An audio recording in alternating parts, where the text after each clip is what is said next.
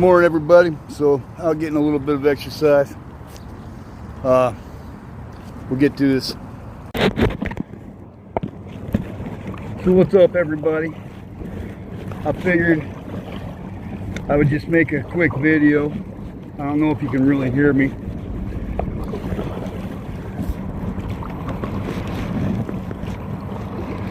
But I just got done shooting with Camp Gagnon. The video is going to drop.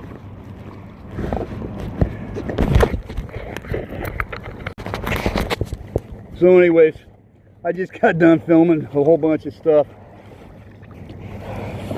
I'm rolling with one hand. So, you know, there's a lot of stuff that I've been watching on Sean Ryan. I've been watching this go on for a while. Most recently, I just got done shooting a major thing with a major podcast, and it'll be coming out as I promised you guys. Be dropping this month. 3 episodes. We've been shooting for a while. I was watching the Sean Ryan Katarina Schultz deal, and they're talking about how much cartel members get paid. And you're gonna have to forgive me because I just recorded all of this. Thought I was recording it, and then it shut off because I turned it around and shut it off on accident. There's a lot of problems with a lot of stuff that people say. There's nothing stopping someone going to Mexico, paying some people some money to put on a balaclava and pretend like there's some top level cartel. And you find this out because you'll see little details that are wrong, or that they don't lack the clarity, or they lack the clarity that they should have. You're going to have to forgive my style. I loop around a little bit. I got a lot to say. I'm sitting there listening to Sean Ryan ask Katarina Schultz, a Canadian, how much cartel members make. And she says about $500 a month, which is correct. It is about $500 a month. But what she doesn't know is that when you're interrogating members of a cartel, of different cartels, they give you the same answer every single time. And it's not about $500 a month. It's 5,000 pesos a la quincena. 5,000 pesos a la quincena. That's the respuesta, the answer that you're looking for, Katarina. And the reason why it's 5,000 pesos a la quincena, because the state police, federal police, and Mexican soldado rasos, which are Mexican privates, we're making about 5,000 pesos every quincena, every 2 weeks. And the Mexican cartel, let me make sure, still recording, it is. The Mexican cartel did that as a direct burla in Spanish, joke, making fun of the government flaunting in a show of power. That's what they're doing. That's how much they make, right? And that's why. You're also going on and on and on about how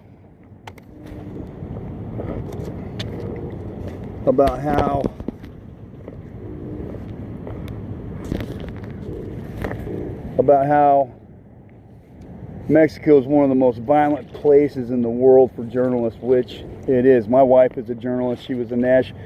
She covered stories on a national level, has interviewed Osorio Chung. She has interviewed the Dalai Lama.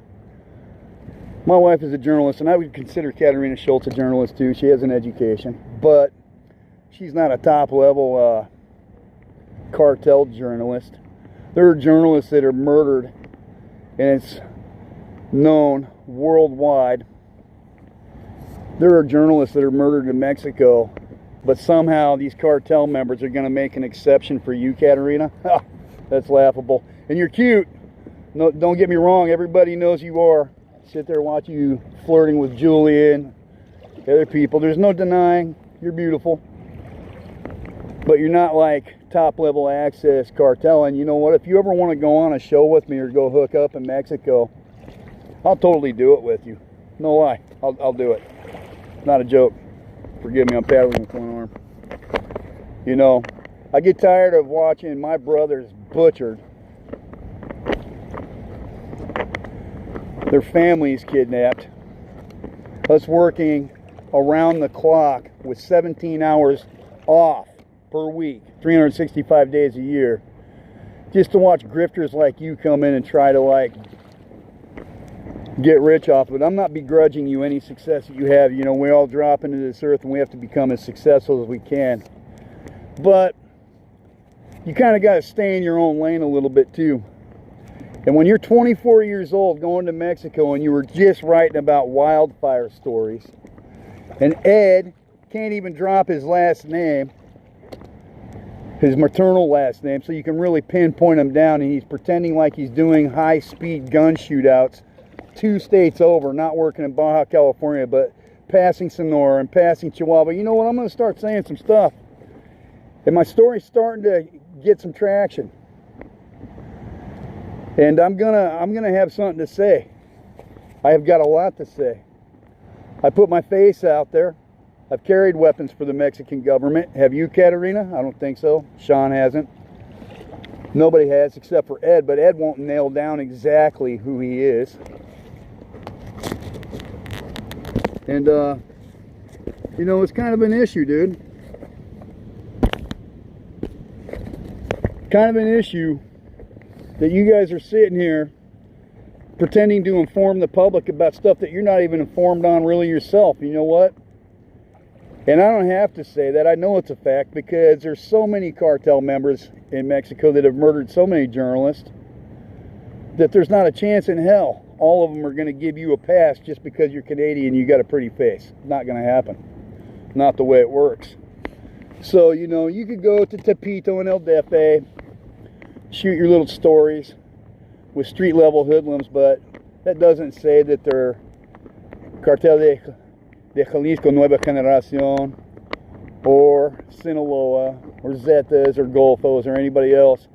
And to be super honest, I've worked in Sinaloa, in Los Mochis, in Mazatlan, right?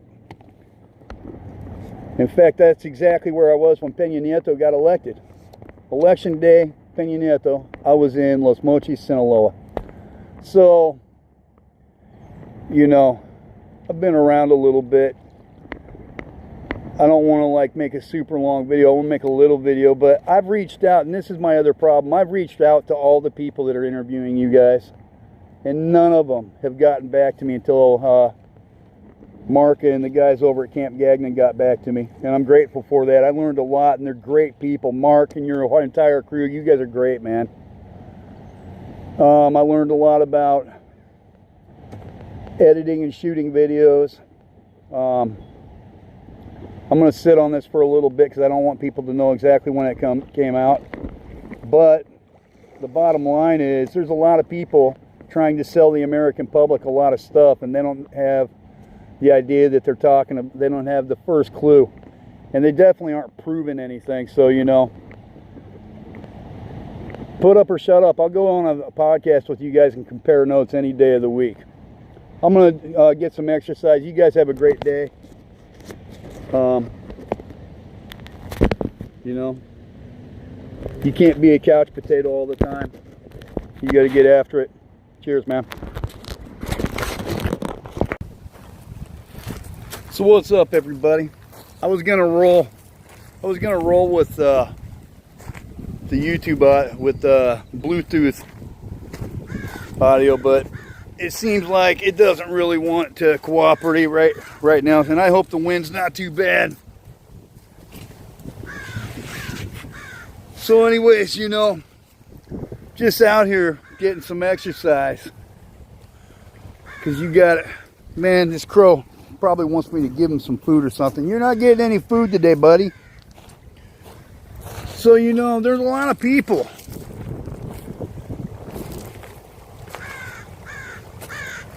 that got something to say about everything going on in Mexico.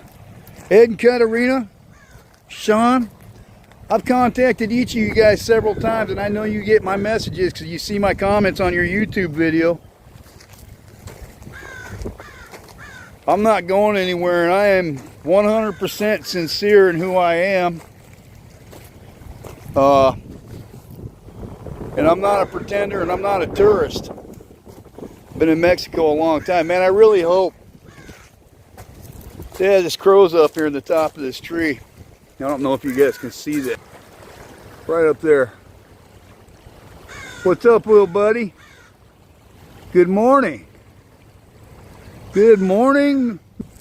So, hey, you know, wrapping up everything with Mark was like really a good thing, man. His crew, all of them. I don't know if they want me to name each one of them, but the producer, the photographers, each one of you guys, and also, you know, everyone else that was on his tour. I wish those guys nothing but the best. Great people, man. Stellar people. And, you know, I'm really excited for having the opportunity to do this, you know, because you're not guaranteed anything. For better or worse, my wife and I have opened up Pandora's box as far as like putting our name out there. We've doxed ourselves, don't have anything to hide. And, you know, I was thinking about it because it really is a gamble. My wife and I, you know, we talked about it at length before we decided to film anything. And I have to say something, because I watch stuff like Johnny Mitchell be wearing an Ed Calderon shirt, and Ed won't put his maternal last name out there. Katerina is 24 years old and new to the country, where journalists routinely get whacked. Coming in with American or Canadian money, you can pay whoever to say whatever and put on a balaclava. So if it sounds like I'm talking smack, I am a little bit, because you should challenge the veracity of what people say. I invite people to do it to me. Go ahead. I'll prove it right in front of you.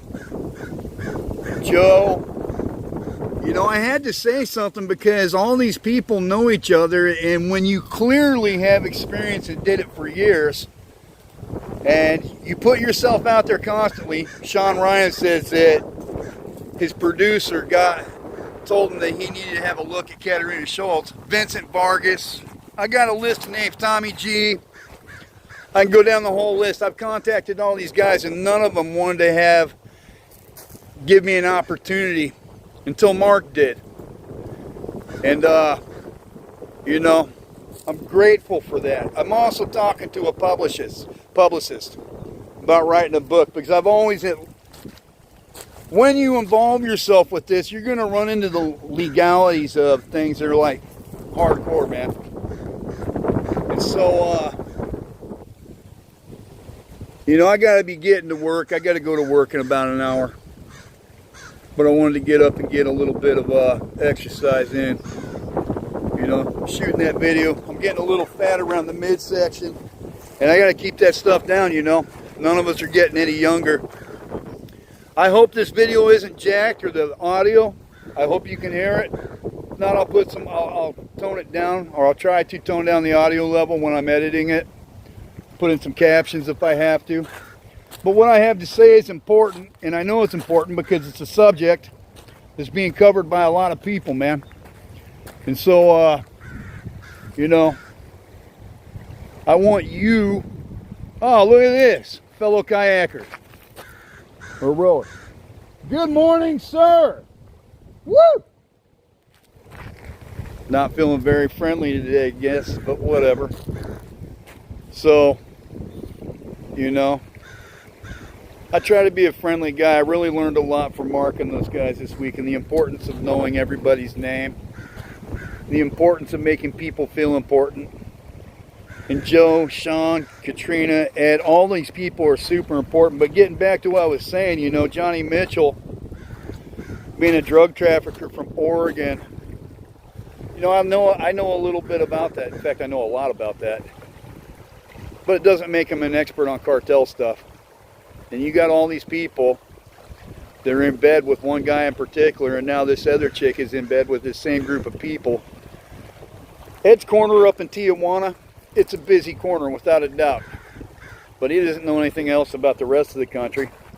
And as far as Libre knife fighting, taking lives in Mexico, I've got the owner of that to sit there and denounce some of that. It was something he got from Ed, and I would love to see where Libre knife fighting has been used to dispatch lives in the Mexican Republic. I doubt Ed's got the balls to speak to that. Ed, totally calling you out on that, man. One more thing before my videos hit. It's important that I tell the truth in everything that I do, because when I do, once I put this out there, people are going to pick it apart. And they're going to pick it apart whether what I say is true or not. So if you're starting off on the wrong foot by putting out little misnomers or half-truths and stuff like that, you're really shooting yourself in the foot, because the truth is going to come out. Might be now, might be in 10 years, but you're going to be found out. So Katrina Schultz having that level of access to high-level cartel members that kill everybody in their path, I doubt it. Cartel members that would put it on blast what they're doing and where they're moving stuff and how they're setting up stuff in Canada, I doubt it. Plus, setting up stuff in Canada just to get it into the United States, I doubt that too. Why bother? Just goes directly to the United States. And she's saying that this has been going on since 2017. She says she's 24. 2017, right? So we're talking 8 years ago. 24. She was 14 years old, man. What type of first-hand experience does she have in 2017? So that's kind of like what I'm doing. If I'm nitpicking apart the chow mein off the Chinese menu, you know what? I am a little bit, but we should. So I'm going to cut it. I hope you guys have a good day. I got to get my stuff up to the truck and I got to get to work. Cheers, man.